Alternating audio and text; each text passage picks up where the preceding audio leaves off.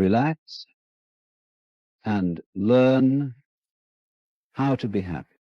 You see, most people live their lives as if they're in a constant hurry to arrive somewhere, as if happiness is some distant destination waiting at the end of a long, winding road filled with struggle, hustle, and endless proving of worth. And in this rush to get somewhere, they forget that they are already somewhere. They forget that this moment, this very breath, is the only place they ever truly are. So what happens? They trade the now for the illusion of later. They postpone joy for the sake of achievement. They tense every muscle in their body, trying to control the uncontrollable. But the paradox is this: happiness begins the moment you stop chasing it. We've been taught to believe that happiness is earned, that it's a prize given only to those who have climbed high enough, worked hard enough, or suffered long enough. But isn't it strange that children who haven't done any of those things can laugh freely at the simplest things? A butterfly, a raindrop, a silly noise. Why is it that the more we learn, the more we forget how to be happy? The answer is simple. We've confused complexity with meaning. We've made life into a problem to be solved instead of a mystery to be lived. You don't become happy by assembling the perfect circumstances. You don't need the right relationship, the right job, the right income, or the right number of likes to feel whole. You only need to remember that happiness is a state of being, not a result. It's not something that happens to you. It's something you allow. And it begins with a deep breath, with letting go, with releasing the grip you have on life, and allowing it to move you rather than always trying to move it. Relaxation is not laziness. It's not a refusal to take responsibility. It's an act of trust, a way of saying, I am enough in this moment. I don't need to tense up, compete, or pretend. I can simply be. When you relax, you align yourself with the rhythm of life. You begin to hear the music behind the noise. You notice the sunlight filtering through the leaves. You feel your own heartbeat and realize it's been playing this song the whole time, whether you dance to it or not. Being happy is not about having less pain or fewer problems. It's about being present enough not to resist them. It's about knowing that joy and sorrow are both guests in the same house. And you don't have to slam the door on one to welcome the other. In fact, if you try to shut out sadness, you often end up closing off joy as well. They are two sides of the same coin, spinning through the air of experience. The more you try to hold one and reject the other, the more you suffer. But if you can welcome both, something magical happens. You become free. Happiness grows in the soil of stillness. It blooms in those quiet moments when you're not trying to be anywhere else, not trying to impress anyone, not trying to fix yourself.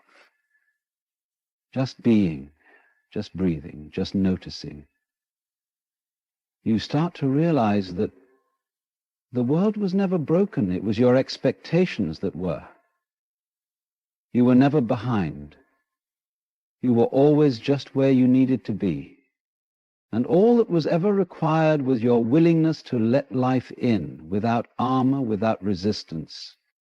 So relax, learn how to be still, to laugh, to notice the sky, to taste your food slowly, to watch how the wind plays with the trees, to feel the miracle of simply being alive. Because the moment you do, happiness no longer becomes a destination, it becomes your nature. And you'll see, as if for the first time, that it was never far. It was always here, waiting, watching, whispering. You don't need to try so hard. You're already home. Happiness is not a destination. It is a state of being. This idea may sound poetic or even too simple at first glance, but it holds a depth of truth that has been overlooked by the majority of people caught in the current of modern life. Most of us have been taught from a young age that happiness lies somewhere far ahead of us, waiting like a trophy on the other side of a long journey filled with effort, struggle, and sacrifice. We are told that if we work hard enough, achieve enough, and prove our worth, happiness will come as a reward. But this way of thinking sets up a dangerous illusion, that happiness is separate from us, somewhere out there, tied to a set of conditions that must first be met. And so we begin to chase. We chase careers, relationships, money, possessions, status, and approval, believing each of these will finally deliver that long-awaited feeling of peace and satisfaction. We fill our days with plans and deadlines and our nights with worry and restlessness. We tell ourselves, when I get this job, I'll be happy. When I'm in the perfect relationship, I'll be happy. When I own this house, drive that car, or reach that milestone, then I'll finally be happy. But the trouble is, when those things do come, the happiness we expect is fleeting. It doesn't stay. The bar moves. The goalpost shifts. And we're left with a familiar emptiness, wondering why something still feels missing. That's because happiness was never in those things to begin with.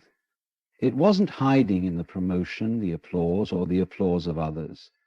It wasn't stored in the bank account or the vacation. It was always within you, waiting to be noticed, not earned. It is a natural state, a baseline that exists when we are truly present and connected with ourselves. But the problem is, we've been conditioned to look outside ourselves for what has always been within. When you begin to see happiness as a state of being rather than a reward, something extraordinary happens. The pressure to prove yourself begins to loosen. The endless striving softens.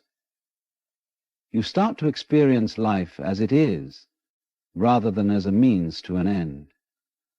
You begin to realize that the joy you seek in the future can only ever be found now. Not tomorrow, not when everything is perfect, but in this very moment, exactly as it is. Think of a child playing in the dirt or splashing in a puddle.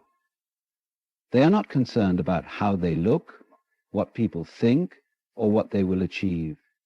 They are simply immersed in the moment, fully alive, unconcerned with time or results. That is happiness. It is raw, unfiltered presence. And yet, as we grow older, we're taught to trade this presence for productivity. We're praised for performance, not peace. So we learn to delay happiness, to suppress joy, to ignore the now in favor of the not yet. We become so focused on building a life that we forget to live it. This isn't to say that goals, growth, and achievement are bad. They have their place. But they are not the source of happiness. They can enhance life, but they cannot replace the simple joy of being. When you root your happiness in outcomes, you tie your peace to things you cannot control. Life is unpredictable. People change. Plans fall apart. But if your happiness is grounded in your awareness, your ability to experience life fully, it becomes unshakable. You become free. You begin to understand that you don't need to wait to feel joy. You can feel it now, in the warmth of the sun on your face, in the sound of laughter, in the rhythm of your breath, in the stillness of a quiet evening, These are not grand achievements, but they are sacred if you pay attention. And this is where the beauty lies. Happiness does not demand more from you. It asks for less. Less tension, less pretending, less needing to be somewhere else or someone else. It simply invites you to come back to yourself. And the path to this return is not through effort, but through awareness. The moment you stop, breathe, and become fully present, you open the door to happiness. It doesn't require you to fix everything first. It doesn't ask for a perfect situation or perfect version of you. It only asks that you show up to your life as it is and allow yourself to feel, to truly feel. The joy, the sorrow, the confusion, the beauty, it's all part of it. And in that full spectrum of experience, happiness is found not in the absence of pain, but in the presence of life. You are not incomplete, you are not broken, you do not need to earn your right to be happy. You were born with that right. And every moment you spend chasing something outside of yourself is a moment missed. A moment where life was quietly offering itself to you while you were too distracted to notice. So consider this. What if happiness is not something you find, but something you remember? What if you've already had it all along, hidden beneath the layers of fear, expectation, and self-doubt? What if every breath is an invitation to come back home to yourself, to the peace that was never really gone, just forgotten? When you understand that happiness is a state of being, not a place to arrive, you stop waiting for life to deliver it to you. You realize it was never lost, and in that realization, a subtle but profound shift happens. You begin to live, not just exist, not just survive, but live with presence, with curiosity, with wonder. And in that state, happiness is no longer something to chase. It is something you carry, always. Relaxation is the foundation of joy. But how often do we truly allow ourselves to relax? Not just physically, but mentally, emotionally, and spiritually. Most people associate relaxation with laziness or passivity. They think it means doing nothing, or worse, wasting time. Yet this misunderstanding robs us of one of the most powerful gateways to genuine happiness.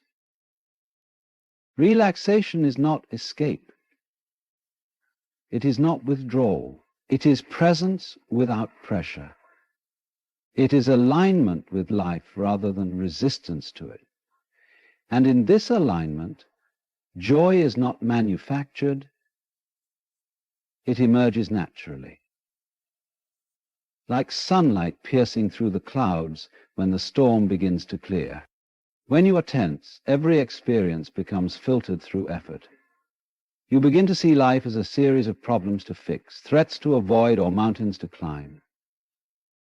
And in that constant strain, even beauty becomes heavy. Laughter feels guilty, silence feels awkward, and stillness feels like failure. We are so used to being on edge, anticipating the next crisis, the next challenge, the next demand, that we forget how to exist in the calm. We become suspicious of peace, addicted to struggle. We are taught to admire the person who never stops, never rests, never pauses, and yet that person often lives the most disconnected, joyless life of all. To relax is to return to your natural state. It is to stop pretending. It is to surrender the burden of needing to be someone you're not, or somewhere you're not.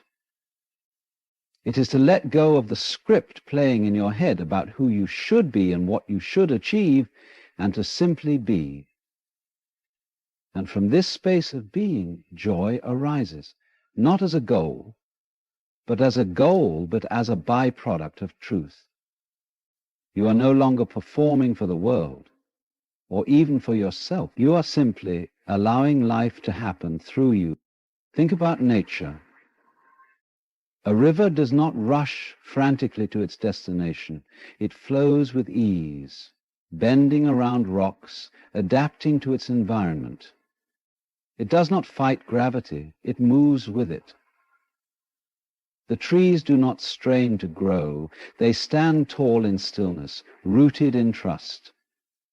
The sun does not panic about rising, it simply appears, always in rhythm, always in harmony. The natural world operates on a current of quiet power. And when we relax, we plug back into that current. We return to the organic intelligence of existence itself. In this state, we stop forcing, we stop pushing. We stop trying to control things that are beyond our reach. And in doing so, we make space for insight, for healing, for joy. The irony is that in relaxation, more is accomplished than intention. A relaxed mind is more creative. A relaxed body heals faster. A relaxed soul sees more clearly.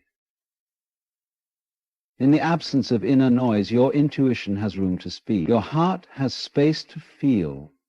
Your senses awaken. And suddenly, everything becomes more vivid. The taste of your food, the texture of the air, the color of the sky. Life, which once felt like a race, begins to feel like a dance.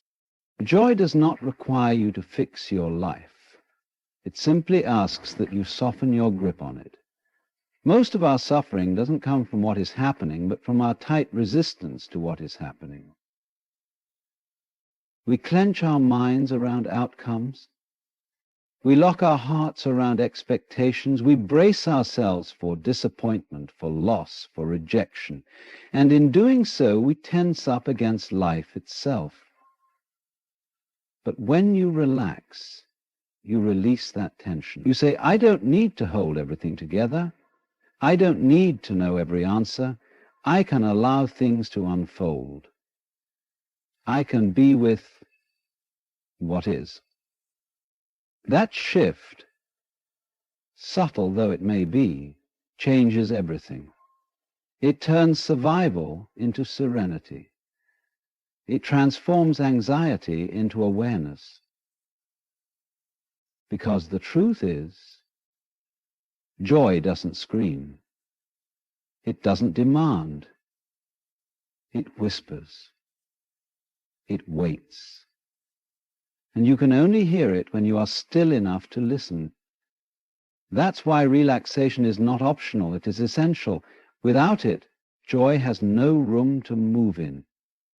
Without it, your life becomes a closed fist instead of an open hand. You miss the sacred in the ordinary. You walk right past miracles because your mind is too occupied with imaginary problems. When you relax, you don't become less aware, you become more aware. You begin to notice how much energy you were wasting on things that never mattered. You see the mental loops you were caught in, the stories you were repeating, the roles you were performing. And you begin to drop them, not because you're giving up, but because you're waking up. You see that life is not asking you to be better, faster, stronger. It's asking you to be real. And the most real version of you is the one that doesn't need to try so hard. In this space of relaxed awareness, everything becomes sacred. Washing the dishes becomes a meditation. Walking becomes a celebration. Breathing becomes a prayer. You no longer wait for the weekend, the vacation, the someday. You realize that joy is available now, in the simplicity of this very moment. And that realization is a kind of freedom that no success, no possession, no relationship can give you. Relaxation also connects you more deeply to others. When you are relaxed, people feel safe around you. They sense your openness, your authenticity. You stop projecting stress, fear, and judgment. You become a mirror in which others can see themselves clearly. You create space, not just for your own joy, but for theirs too. And in that shared stillness, real connection is born. Not the surface-level interactions of ego, but the soul-level meeting of presence. The path to this kind of joy is not paved with effort. It is paved with surrender. It begins with the decision to stop fighting yourself, to stop holding your breath, to stop bracing against life.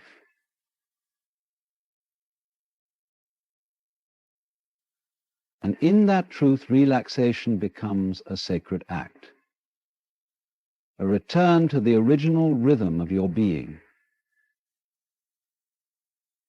a silent, steady invitation to joy. Joy and sorrow are two sides of the same experience. This is something that most people find difficult to accept because we are taught to chase one and run from the other. We are conditioned to believe that joy is right and sorrow is wrong, that happiness is light and sadness is darkness, and that the two should be kept as far apart as possible.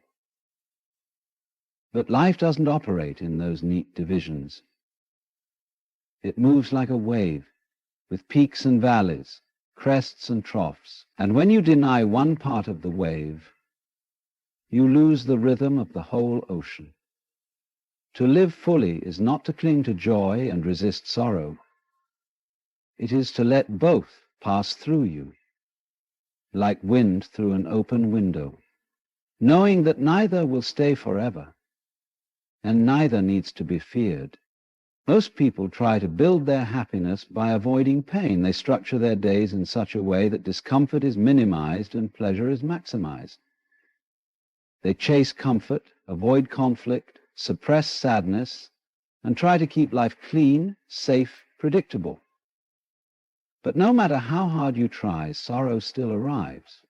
A loss, a failure, a moment of isolation, an unexpected shift. And when it comes, it shakes the very foundation of the happiness that was built upon denial, because sorrow was never the enemy. It was only the part of the experience you refused to look at, the half of the truth you hoped you'd never have to face. And when it is denied, it grows. It waits in the silence. And when it finally bursts forth, it does so without restraint. But here's what few are willing to acknowledge. Sorrow has its own kind of beauty. There is a sacredness in the ache, a quiet wisdom in the grief.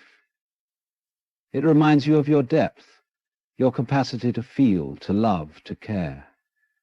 You only mourn what mattered. You only cry for what touched your soul. And that is a sign of life, not failure. To grieve is to say, I was alive. I felt deeply. I was moved. It is not something to be ashamed of. It is something to honor. And in honoring sorrow, you open yourself to a deeper, more enduring kind of joy.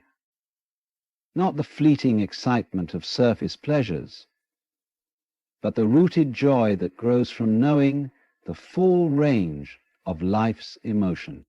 Joy without sorrow is shallow. It is incomplete. It's like trying to appreciate music by only listening to the high notes. The beauty of a song lies in its contrast, in the space between the notes, in the rise and fall of sound. In the same way, the richness of life is found in the interplay between light and shadow. When you numb yourself to sadness, you also numb yourself to joy. You build walls to keep pain out, but those same walls keep love and beauty and connection from coming in. You become emotionally flat, alive in body but dull in spirit. That's not happiness. That's avoidance. True happiness, lasting joy, is not about never feeling pain. It's about learning to coexist with it, to see that sorrow isn't here to destroy you, but to soften you, to deepen your understanding, to stretch your heart so that it can hold more love, more peace, more presence. In many ways, sorrow is a teacher, gentle or brutal, depending on how much you resist it. But when you stop resisting and start listening, sorrow reveals its lesson. It tells you what truly matters. It brings you back to the present. It humbles you. And it awakens a kind of joy that isn't dependent on external circumstances, but flows from a soul that has walked through the storm and still chooses to feel. You begin to see that joy and sorrow are not opposites. They are companions. They hold hands behind the scenes of your life, one stepping forward when the other steps back. And sometimes they appear together in strange and beautiful ways. The tears that fall when you laugh too hard, the smile you give when remembering someone you miss, the peace that settles in your heart after a long cry. These moments defy logic because they belong to the soul, not the mind. And the soul knows what the mind forgets, that life is not about always feeling good, but about feeling deeply. When you embrace sorrow instead of fleeing from it, something profound begins to change in you. You no longer fear your own emotions. You stop judging yourself for being human. You make peace with the waves instead of trying to control the sea. And in that surrender, joy returns, not as a reward, but as a companion. A quiet presence that walks beside you even in your darkest nights. You begin to trust that no feeling is final, and that nothing stays forever, that both joy and sorrow are passing visitors. And your job is not to hold on to them or push them away, but to welcome them with openness, to learn from them, to be transformed by them. This understanding brings a kind of peace that cannot be shaken.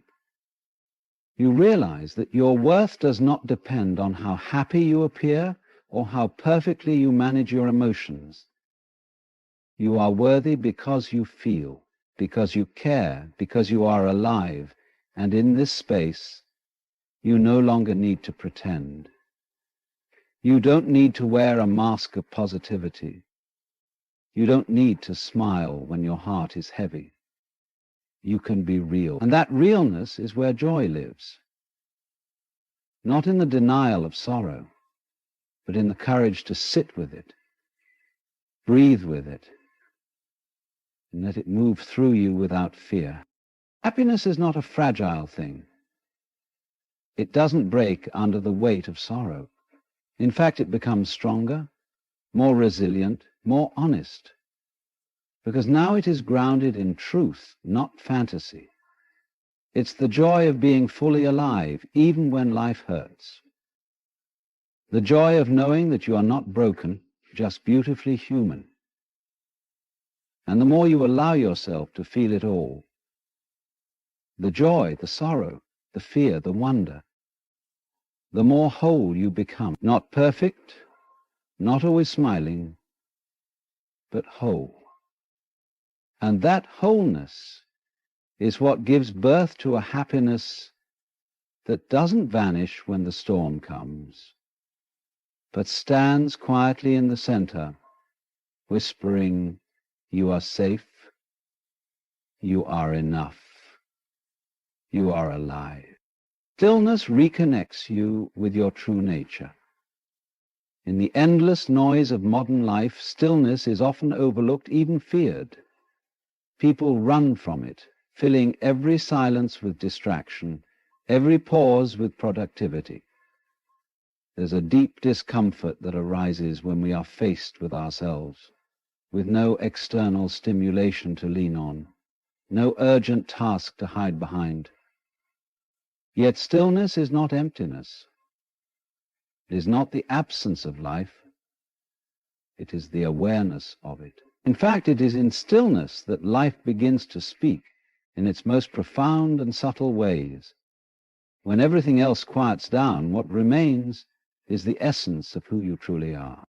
We have become so identified with movement, with ambition, with the need to be constantly progressing, that we forget how to simply be. The world applauds those who are busy, those who chase, those who strive. But stillness is where we remember that we are not just doers, we are beings. And the state of being is not something we have to earn. It is our birthright. It is the part of us that existed before we were given names, roles, identities. In the stillness, all those layers fall away. And what's left is something raw, pure, and real. When you allow yourself to be still, you start to notice the things that have always been there, just beneath the surface. It doesn't shout for attention, it whispers gently, and only in stillness can you hear it. Most of our suffering comes from being disconnected from this part of ourselves. We're taught to look outside for direction, for answers, for affirmation. We live according to what others expect, trying to meet standards that shift with every season. But in stillness, all of that external noise fades, and you come home. You realize that the compass you've been searching for has always been within. It was never lost, only drowned out by the noise of constant doing. Stillness isn't a luxury. It's a necessity. It's where we remember what truly matters. Think of a lake. When the water is disturbed, you can't see beneath the surface. But when it is still, everything becomes clear. You see the depth, the reflection, the truth. Your mind is like that lake. When it is constantly stirred by thoughts, plans, and worries, clarity is impossible. But in stillness, you begin to see yourself more clearly. You begin to understand the patterns of your own mind, the roots of your suffering, the quiet joys you've overlooked. And this clarity is not something that can be forced. It arises naturally, like dawn breaking over a silent horizon. Stillness also reconnects you with the present moment. It pulls you out of the regrets of the past and the anxieties of the future. It reminds you that life is only ever happening now. Not yesterday, not tomorrow, now. And in that now, there is peace, there is freedom, there is joy. Most people miss the present because they are trying to get somewhere else. But the truth is, you're never going to arrive at happiness if you are constantly skipping over the moment you're in. Stillness teaches you to stop, to notice, to appreciate. It is in this appreciation that happiness begins to blossom. You start to find joy in things that once seemed ordinary. A warm cup of tea, the sound of the wind, the way sunlight filters through leaves. These are not grand achievements, but they are deeply nourishing when experienced fully. Stillness teaches you to experience without needing to possess, to observe without needing to judge, to love without needing to control. It is a softening, a deepening, a return to the natural rhythm of life. When you are still, you also become more compassionate, not just toward others, but toward yourself. You begin to see your thoughts and emotions not as enemies, but as visitors. You stop clinging to the good ones and rejecting the bad ones. You let them come and go, knowing that you are the space in which they arise, not the content of what arises. This shift changes everything. You stop identifying with your suffering. You stop defining yourself by your struggles. And in that space, a deep self-acceptance begins to grow. Not because you become perfect, but because you've stopped needing to be. The world will always try to pull you away from this stillness. It will tell you that you are behind, that you are not enough, that there is more you must do, more you must become. But every time you return to stillness, you are resisting that lie. You are declaring without words, I am already enough. This declaration is not loud, but it is powerful. It roots you in something unshakable, and from this rootedness, happiness flows. Not as a reaction to circumstances, but as a reflection of your inner peace. You begin to realize that the deepest joy is not in the highs, the achievements, or the applause. It is in the quiet moments when you are fully present, fully alive, and fully yourself. When you are not trying to impress, compete, or prove. When you are simply being, with no agenda, no pressure, no mask. These moments may not look impressive from the outside, but they are the moments that restore your soul. They are the moments that remind you of who you really are. Stillness is not about relax. It's a peculiar invitation, isn't it? To relax into a thought that your entire being initially rejects. And yet that is precisely where the mystery begins. Because we are so addicted to the comfort of agreement, of having things fit nicely into the frameworks we've built, that we never consider the possibility that the very key to our liberation may lie in embracing what we resist. We live our lives in pursuit of answers we already agree with. We walk through this world like critics of a play we've never watched, booing every line that doesn't echo our beliefs. But what if the real wisdom is not in agreement, but in the space that disagreement opens?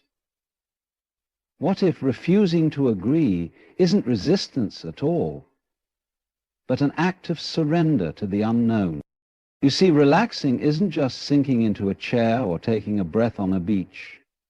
It's the unraveling of tension in the soul. It's letting go of the compulsion to control, to define, to be certain. And when you truly relax, not just your body, but your mind, something astonishing happens. You stop needing the world to conform to your expectations. And that's where real peace begins. But then a strange thought arrives.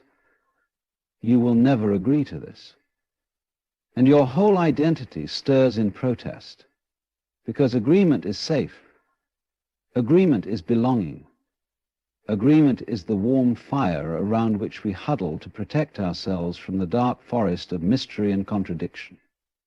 So the idea that you might never agree to something, yet still relax into it, is at first terrifying, and then, maybe, freeing. There is a tension we carry that is invisible but deeply felt. The tension of always needing to stand for something, to have an opinion, to take a side, to say, this is what I believe. But what happens when you don't have to believe? What happens when belief itself becomes a playground, not a prison? You don't lose yourself, you rediscover yourself.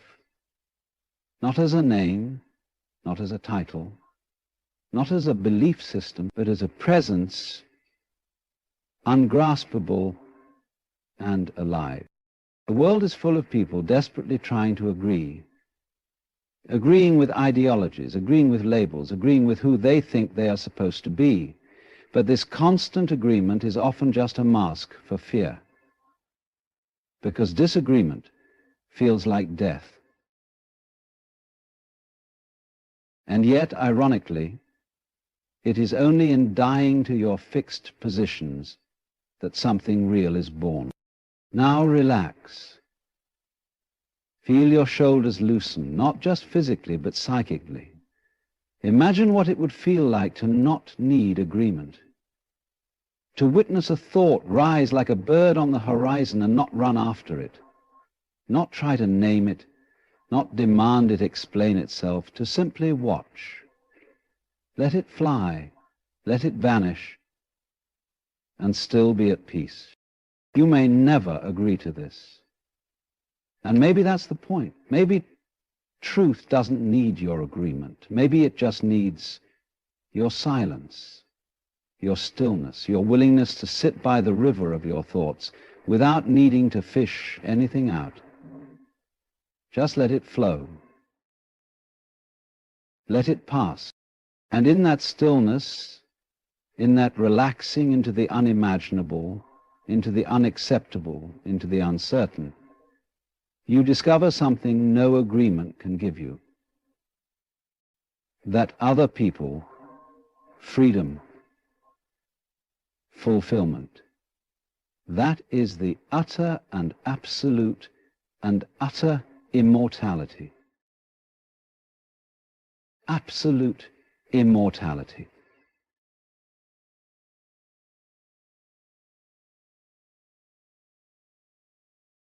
Not the freedom of rebellion or resistance, but the freedom of not needing anything to be otherwise. The freedom of saying, I don't agree. I don't even understand, but here I am, and I am still whole. So relax, and let this discomfort wash over you. Let the idea take root, not in your mind, but in the soil of your being, that you may never agree to this. And that's exactly why you're ready to hear it. Disagreement is one of the most misunderstood experiences in the human condition. It often feels like a rupture, a disruption in the calm water of our mind. We have been raised to see disagreement as dangerous, as something to resist or overcome. The moment someone presents us with a view, a feeling, or a reality that contradicts ours, our muscles tighten, not just the physical ones, but the psychological ones too. And without noticing it, we build up a kind of armor, ready to defend what we think we know. We are trained not to listen in disagreement, but to wait for our turn to argue. And yet something profound happens when we relax, not just in posture, but in perception, and allow disagreement to be present without the compulsion to change it. You see, disagreement is not the enemy of truth, it's the doorway to it. It's not an obstacle to understanding. It is the spark that brings our assumptions to the surface. Most people walk through life on autopilot, agreeing with things simply because they are familiar. They wear their beliefs like inherited garments, never stopping to ask if they fit anymore, if they ever did. But disagreement rattles that comfort. It interrupts the hypnosis of habit. And in that disruption, we are offered a sacred opportunity. You are the stopper. You are the stopper. You are not the light, but you are the coat. Awareness does not require agreement. It requires curiosity. It asks us to look without judgment, to listen without a pre-written conclusion. And this is no small task. Because to observe something you disagree with without immediately labeling it as wrong requires a stillness that most of us have not practiced. It requires a mind unclenched, a heart unguarded, and an ego that is willing to step out of the spotlight for just a moment. Most people don't want to do that. It's far easier to reject than to reflect. It's far more comfortable to call something false than to ask why it unsettles you.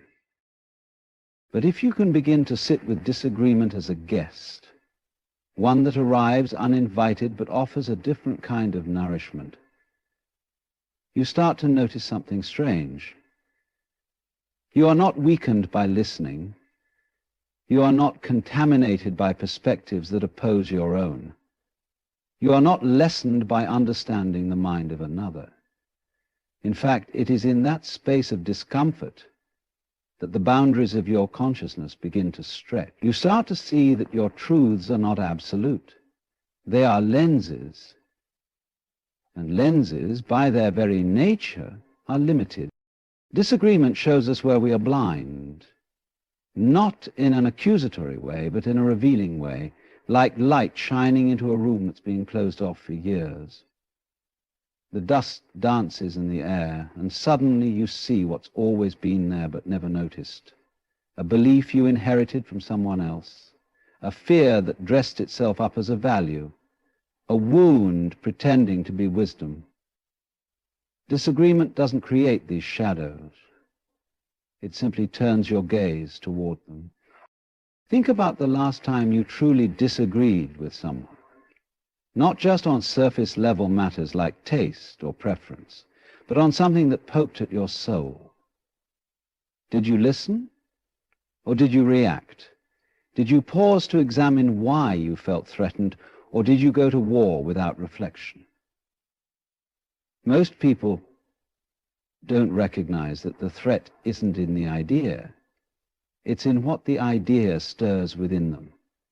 Because if you are truly grounded in your truth, disagreement doesn't shake you, it clarifies you. It helps you refine your thoughts, or sometimes dismantle them and begin again. There is a peculiar strength in this kind of openness. It's not the strength of dominance or of overpowering others with your logic. It's the quiet, unshakable strength of someone who knows they are more than their beliefs.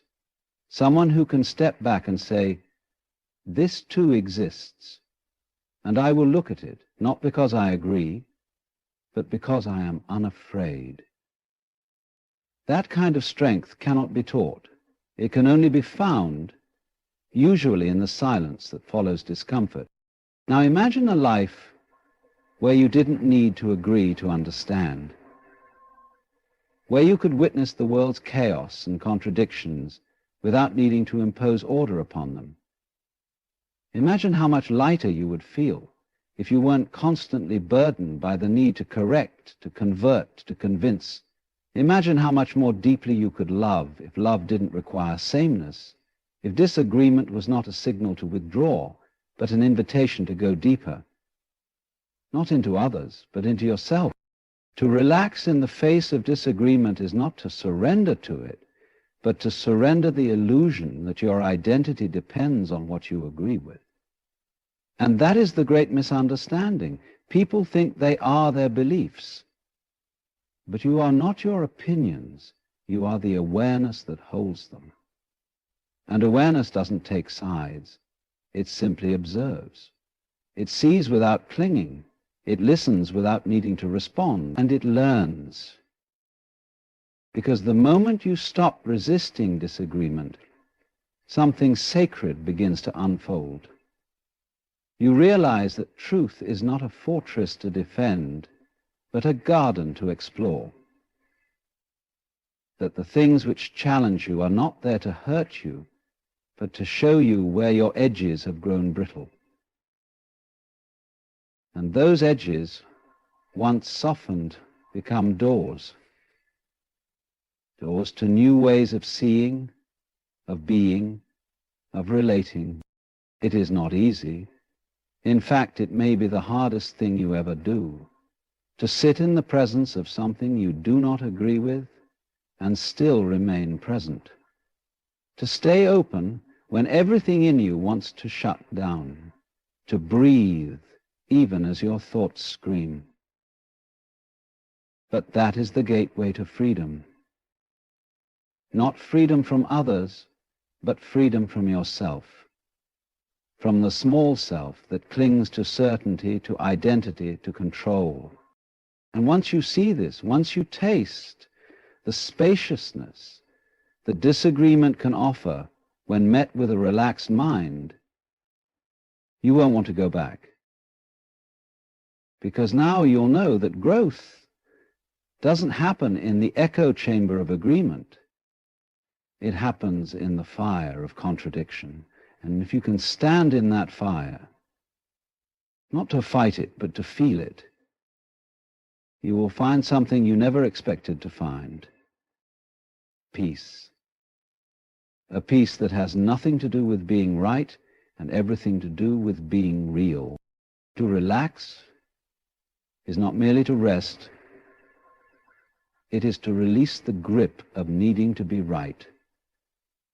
Most of us carry the burden of correctness like a shield. It protects us from doubt, from insecurity, from the unsettling feeling that perhaps the world doesn't operate by the rules we were taught. We want to be right because being right makes us feel secure. It makes us feel worthy. It gives us an identity. But have you ever noticed how heavy that shield becomes over time? The constant strain to prove, to defend, to argue, to convince. It's exhausting. And more than exhausting, it's limiting. Needing to be right binds you to the narrowness of your own perspective. It traps you in a self-constructed prison of certainty. And it does so while wearing the mask of power, as if certainty makes you strong. But real strength, the kind that liberates rather than confines, is born not from being right, but from letting go of the compulsion to be. Imagine a conversation where you didn't need to win. Imagine a disagreement where you didn't need to prove yourself. Imagine encountering a thought completely foreign to your own, and instead of trying to overwrite it, you simply allowed it to be. When you relax, truly relax into yourself, you begin to notice how often your mind tightens around the need for correctness. Someone says something that doesn't fit your worldview, and instantly your body tenses. Your breath shortens, your thoughts start racing to formulate a counterpoint. This reaction is not evil. It's human. It's conditioned. You were taught that survival depends on knowing, that intelligence is a competition, that wisdom is having the final word. But that's just a story, and like most stories, it's only useful until it isn't. There comes a moment when the very tools you use to protect yourself start becoming the walls that cage you. And that moment calls for something radical. Relaxation. Not the relaxation of the body, but the relaxation of the self-image. The letting go of the identity that is invested in being right. That identity is fragile. It's always looking over its shoulder, afraid of being wrong, afraid of being humiliated, afraid of being irrelevant. And because of that fear, it keeps building arguments, stacking opinions, armoring itself in knowledge, not to explore truth, but to defend its version of it. But when you relax, you realize something profound. Being wrong does not diminish you. It humbles you. And in humility, there is access to a deeper wisdom that cannot be reached by the ego's ladder. The paradox is this. When you stop needing to be right, you actually open yourself to learn more. You listen, not to respond, but to understand. You read, not to confirm, but to discover. You think, not to conclude, but to explore. The mind, like a muscle, becomes more flexible, and in that flexibility you find a lightness, a kind of ease that no amount of argument can give you. Because now, truth is not something you possess. It's something you dance with. It moves through you. It surprises you. It evolves. And you are no longer the one clinging to the spotlight. You become the quiet observer, the curious participant, the open space where insight can land gently, without resistance. Needing to be right builds tension in every part of your life. It turns conversations into battlegrounds. It makes relationships transactional, where love is given only if agreement is maintained. It transforms learning into performance, where mistakes are seen as failures rather than stepping stones. But when you begin to live in a state of relaxed awareness, everything changes. You begin to speak more slowly, not because you are unsure, but because you are aware of the weight of word. When you listen more deeply, not because you're searching for errors, but because you are open to truth in any form it may arrive. The greatest minds did not ascend by clinging to correctness. They ascended by letting go, by remaining in a state of childlike curiosity, by saying again and again, I don't know, but I'm willing to see. That willingness is what creates space for real insight. Because insight does not come to the tense, the clenched, the desperate. It comes to those who have emptied themselves of the need to impress, to dominate, to outshine. Insight comes to the relaxed mind like a breeze to an open window. It is not forced. It is allowed. Think of all the conflict in the world, all the arguments that never end, all the wars of ideology and belief. How much of it is rooted in the obsession with being right? How many relationships have broken not over betrayal or cruelty, but over stubbornness, over the refusal to admit that maybe, just maybe, both people are looking at the same thing from different sides. And both can be valid, and both can be seen, but only if someone relaxes enough to let go of the need to be superior. Even your relationship with yourself changes when you no longer need to be right. You stop judging your past with such harshness. You stop replaying your mistakes like a broken record. You begin to see that your so-called errors were not verdicts. They were chapters, necessary ones, without which you wouldn't be here. You begin to see that your growth was never about perfect steps, but about open eyes. You forgive yourself, not because you have found the right reason to, but because the need for justification has dissolved. And in that forgiveness, a new self is born, softer, wiser, more spacious. There is a reason why the most peaceful people you meet are not always the most accomplished or articulate. It's because they've found the courage to not be right all the time. They've found the stillness that comes from living beyond the mind's competition. And from that stillness, they radiate clarity. Because real clarity does not come from winning debates. It comes from the silence that remains after all debates have been exhausted. So to relax is not to step back, it is to step deeper into a way of being where the mind is no longer at war with itself, where the heart no longer guards its gates, where the self is no longer defined by its opinions. It is to realize that rightness, as we define it, is too small to contain the vastness of truth.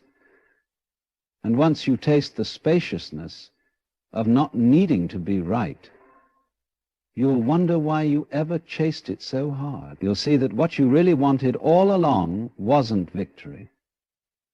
Life is not epithet. Agreement has always been the soft pillow we rest our minds upon. It comforts us. It reassures us. It makes us feel as though we are not alone, that we are aligned with something solid, something acceptable, something shared. And so we grow used to the idea that agreement equals truth, that being surrounded by people who think and feel as we do means we must be on the right path. But there is a subtle danger hidden inside this comfort, a danger that creeps in, agreement, when left unquestioned, becomes a cage, a quiet, padded cell, where the mind is no longer allowed to roam freely. And we decorate this cage with words like belonging, community, unity, but the bars are made of our own fear of stepping into uncertainty. The mind longs for safety. It looks for patterns and confirmation, for echoes of its own voice.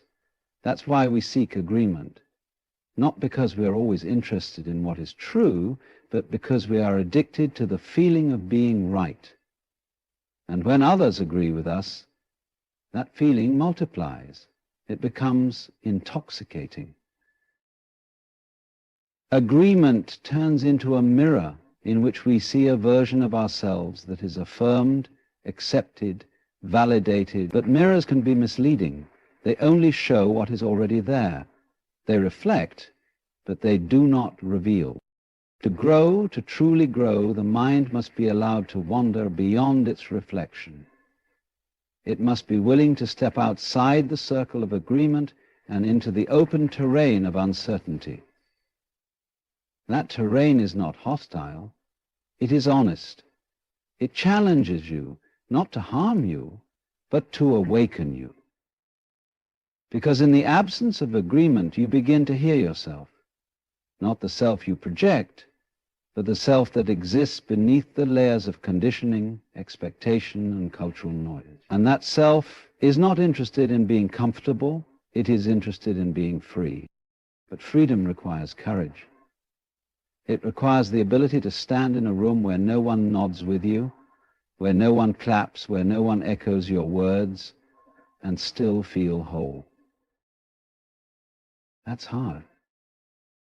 It's especially hard in a world where agreement has become currency, social currency, intellectual currency, emotional currency. We trade in sameness because we fear the isolation of standing alone. And yet most of the profound breakthroughs in history, whether in science, spirituality, philosophy, or art, did not come from people who agreed. They came from people who dared to think differently, to see differently.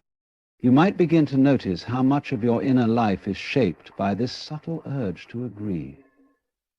You find yourself nodding to avoid conflict. You say yes when you mean maybe or no, simply because you fear the unease of discord. But in doing so, you start to disappear. Not all at once, but gradually. A little piece of you folds every time you agree against your intuition, and eventually your truth becomes so quiet, so buried beneath the layers of agreement, that you can barely hear it anymore. The moment you question this pattern, this addiction to agreement, is the moment you begin to reclaim your mind. Not in rebellion, but in recognition. You start to see that agreement isn't inherently bad. It's just not the goal. The goal is to be awake. The goal is to see clearly, and sometimes that clarity takes you down a path where few, if any, walk with you. That's not loneliness. That's authenticity. That's the space where your mind stops echoing and begins expanding. It is in disagreement, in contrast, in dissonance, that we find the rough edges of our thought. Those are the places we polish, not by covering them up, but by exploring them. Agreement smooths things over. Disagreement brings things into sharp focus. And when you relax into that contrast, when you allow it to exist without needing to erase it, you begin to see yourself more fully. Not as someone who must be validated, but as someone who is endlessly unfolding. A caged mind is a mind that only seeks affirmation. It repeats the same loops, the same opinions, the same narratives, not because it has nothing else to say, but because it fears the discomfort of change. It's afraid of what it might lose if it opens the door and steps outside the limits of its agreements.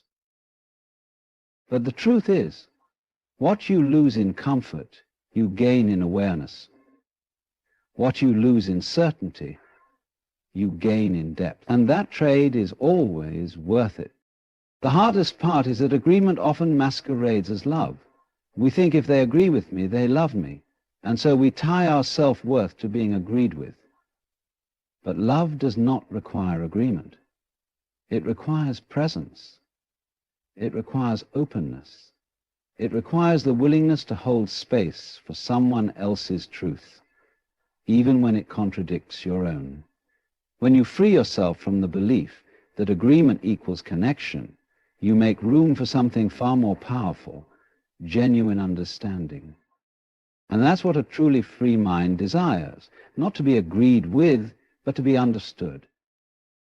Not to win, but to witness. Not to dominate, but to discover. When you relax into the idea that agreement is not a necessity, you become more receptive, you stop resisting new ideas, you stop fearing perspectives that challenge your own. And in that openness, you begin to breathe more deeply.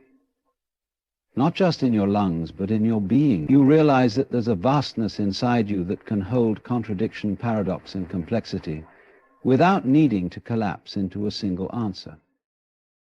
This is where the mind becomes a temple, not a prison, a space for contemplation, not conclusion, a space where questions are more sacred than answers.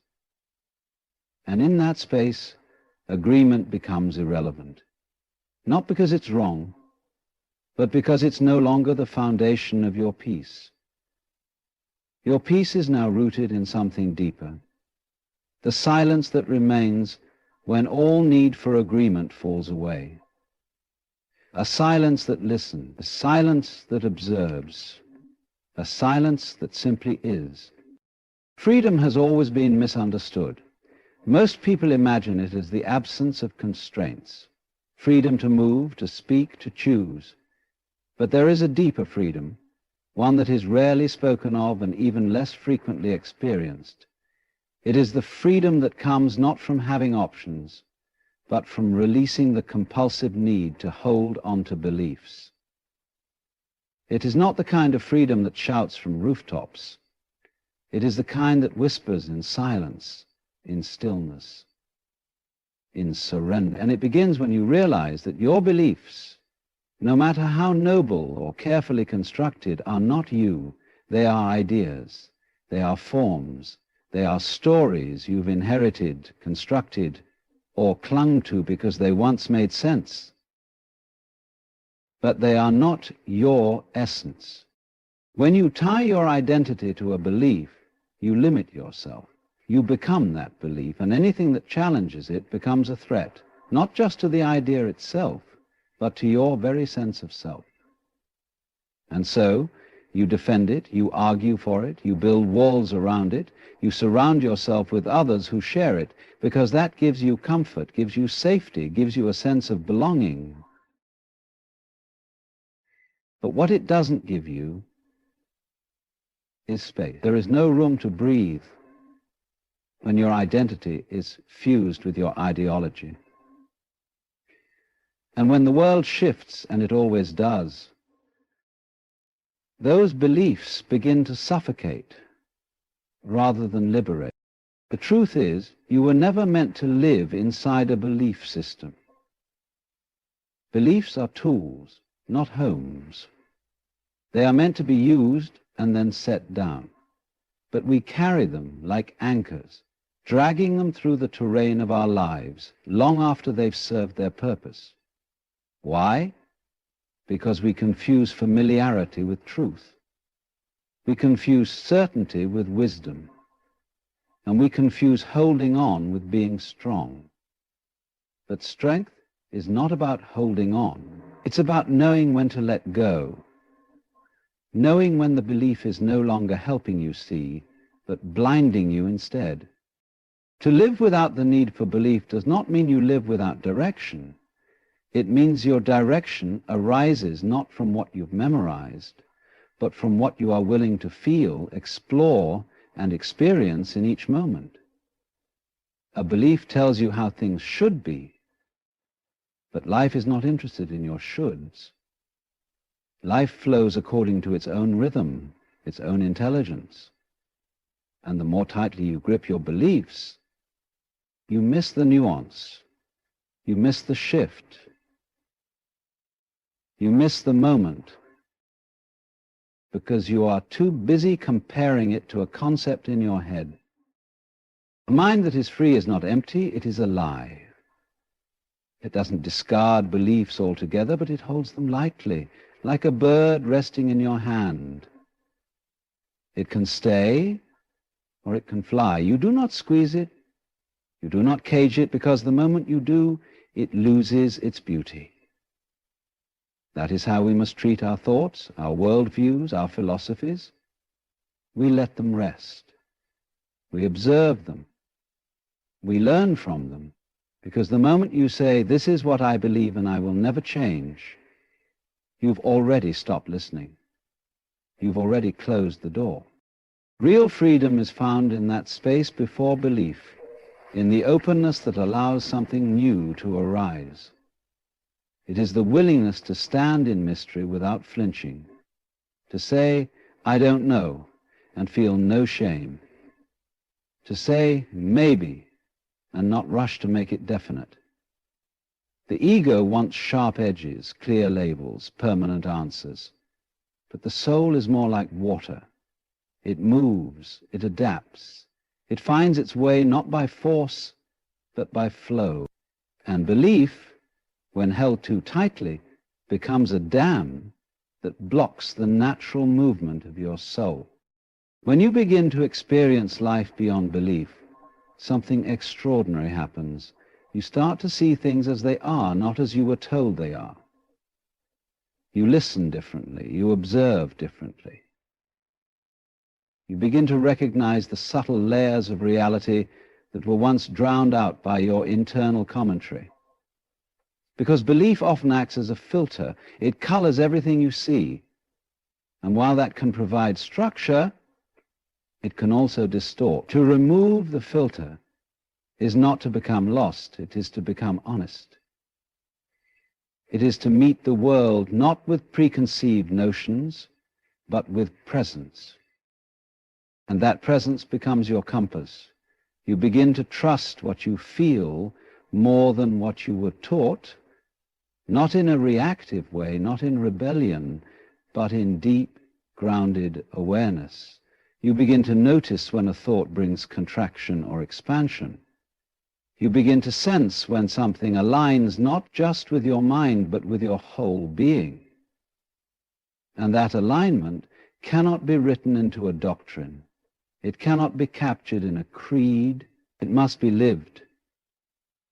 Moment by moment, breath by breath. This way of being is not about rejecting all beliefs. It is about transcending the dependency on them. It is about recognizing that no belief can ever be the whole picture. That truth is not something to be owned, but something to be touched, briefly, in the spaces between thoughts, in the silence between your words. And when you realize this, you stop needing to be right. You stop needing to convince. You stop needing to hold your identity together with the glue of ideology. Because now you are no longer defined by what you think. You are discovered by how deeply you are willing to see. There is nothing more liberating than realizing that you don't have to defend a position to be whole. That you don't need to explain yourself to exist. That you don't need to have a conclusion for your journey to be valid. The world will always offer you beliefs, wrapped in culture, tradition, religion, science, and many of them are beautiful, meaningful, useful. But only if you remember that they are not you. They are not the source of your truth. They are only passing forms in the vastness of your awareness. So the next time you find yourself clinging to a belief, pause. Ask yourself, is this helping me see more clearly, or is it narrowing my view? Is this helping me connect with others, or is it dividing me from them? Is this belief a bridge or a wall? The answers will not come as loud declarations. They will come as quiet shifts inside you, a softening, a loosening, a breath. And in that breath you will know you are free, not because you have the right belief, but because you no longer need one to be at peace. There is something quietly revolutionary in the idea that truth does not need your agreement. We spend our entire lives trying to form opinions, to align ourselves with the correct side, the right answer, the winning belief. We imagine that if we can just believe the right things, we will finally understand, finally belong, finally be safe.